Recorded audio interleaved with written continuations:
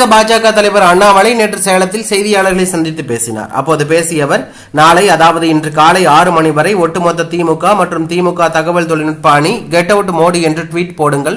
நானும் get out Stalin என்று tweet போடுகிறேன். யாருக்கு அதிக ஆதரவு இருக்கிறது என்று பாருங்கள். திமுக ஐடி விங்கிற்கு சவால் விடுகிறேன். 24 மணி நேரம் தருகிறேன். பாஜக மற்றும் திமுக 2 கட்சிகளும் போடும் ட்வீட்டில் எவ்வளவு வித்தியாசம் என்று நாளை மறுநாள் கணக்கு பார்ப்போம் என்று தெரிவித்திருந்தார்.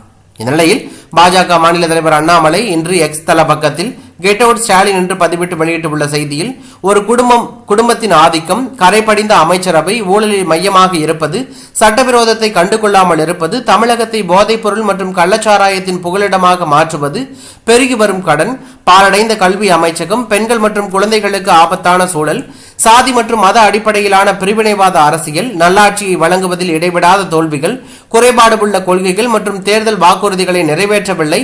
தமிழகத்தில் உள்ள இந்த திமுக தலைமையிலான அரசு விரைவில் மக்களால் பதவி நீக்கம் செய்யப்படும் என்று தெரிவித்துள்ளது பரபரப்பையும் அதிர்ச்சியும் ஏற்படுத்தியுள்ளது.